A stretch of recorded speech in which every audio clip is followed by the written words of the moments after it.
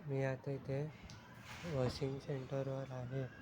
आता इकडे सगळं ठीक चाललं आहे. आता 11 वाजायला आले. आज 13 तारीख आहे, म्हणजे मेचा दीड महिना चालू आहे.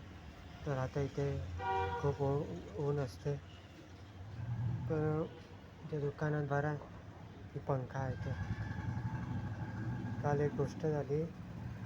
काल म्हणजे अचानक एवढा स्ट्रेस सुरू झाला. काल मी व्हिडिओ बनवला, त्याच्यानंतर अचानक एवढा कामाचा स्ट्रेस होता, काय बोलावं. असं नव्हतं काम जास्त होतं, काम तर कमीच होतं, पण कधी कधी अचानक असं होतं की एकदम शांत असतं आणि एकदम मग स्ट्रेस क्रिएट होतो. तसंच झालं.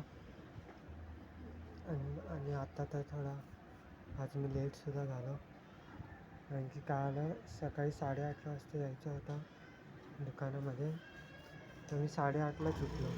आणि मला वाटलं की मी 8:30ला नाही, मी 8ला उठलो. 8:30ला यायचं होतं आणि मला वाटलं मी 7 वाजता उठलो. म्हणजे मला वाटलं मी खूप आधी उठलो. म्हणून मी एकदम आरामात तयारी करत होतो. त्यानंतर मी टाईम बघितला तर 9 वाजले. अरे मम्मी विचारलं, मला वाटलं 8 वाजले. त्यानंतर मग घाई करत आलो इथे दुकानामध्ये. तर बघितलं तर इथे टाकी भरून वाहू लागली. आता 9 वाजता दुकानात पाणी येते, नंतर 9:30ला बंद होते. 9च्या आधी यावं लागते आणि टाकी कॉक चालू करावं लागते. नाही तर मग टाकी भरून पाणी वाहते. तेच झालं. 9:15ला काहीतरी पोचलं. आलं तर बघतो तर पाणी व्हायला लागलं. नंतर चालू केला बंद केला. नंतर पाणी गेलं. टाकी पण नाही पूर्ण भरली. फालतूमध्ये पाणी पण वाहून गेलं.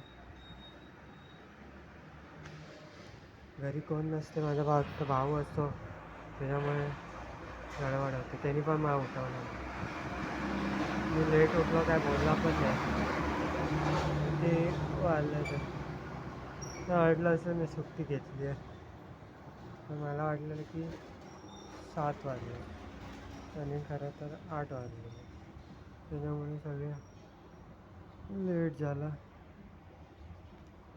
नाही, कधी असं होते. आता हा व्हिडिओ बंद केल्यानंतर पोछा पण मारावा लागेल आणि त्यानंतर झाडू पण. सकाळी आल्यावर रोज साफसफाई करावीच लागते. त्याच्यामध्ये 1.5-2 तास निघूनच जातो. त्याच्यानंतर मग काहीतरी गाड्या पण धुवायच्या पुन्हा बंद होईपर्यंत 8:30 कधी सकाळी गाड्या येतात, ते मग साफसफाई करायला अजून लेट होतो. मग दुपारी वगैरे करावी लागते. ठीक आहे, कायच बोलायचं आता. नाही, ठीकच आहे सगळं. म्हणजे आता ज्याचं दुकान आहे तो पण अजून आला नाही. अर्धा महिना होऊन गेला. जूनमध्येच पगार पण मला अर्धा भेटला. 5,000 भेटले, 7,000 बाकी आहे. बघू आता तो येईल तेव्हा देईल. तो पण गावावरून येईल. माझा भरोसा आहे, दुकान सोडून गेला. सुट्टी पण नाही येऊ शकत. आला तरी पण जास्तीत जास्त एकच सुट्टी भेटेल. पावसाचं तर काय लक्षण नाही. आता मे महिना चालू आहे, त्याच्यानंतर जूनमध्ये आता पाऊस पडतो. चालूच जुलैपासून होते, ते पण आता जुलैच्या एंडिंगपासून चालू होते. पावसाला अजून 2-3 महिने तर लागेल. त्याच्यानंतर मग जोरदार पाऊस पडेल. पण 2 महिन्यात जास्तीत जास्त किती महिने चालेल काय माहिती नाही. 2-3 महिने चालेल.